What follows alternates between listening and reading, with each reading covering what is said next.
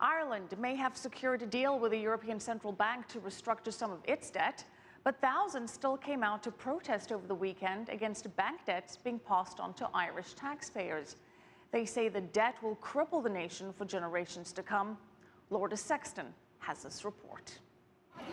To end an extraordinary week in Ireland, protesters gathered in their thousands, chanting a strong message that a population of 1.8 million workers cannot sustain a debt burden of 64 billion euros, and that a deal on Ireland's promissory notes only eases Ireland's short-term finances, not resolve them. The Irish taxpayer is paying, in effect, €9,000 per capita, compared to an average of €190 per capita on average across Europe. That's the impact on the government deficit of bailing out the banks through capital transfers.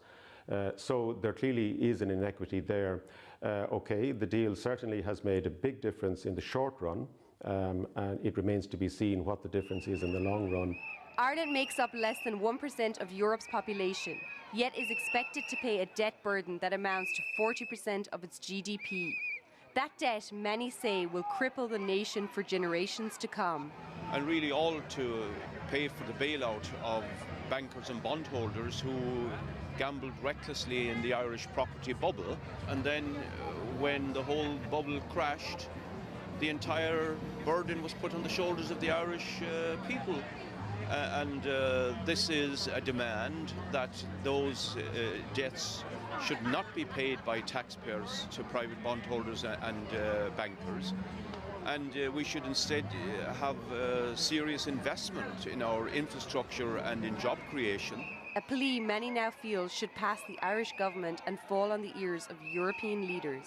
People here are angry about fiscal austerity, with Ireland now in its 5th year of contraction on its public finances. Hard taxes and expenditure cuts are cutting household budgets by as much as €1,000 or €2,000 this year. So what they're asking for is some debt relief. Lourda Sexton, CCTV, Dublin.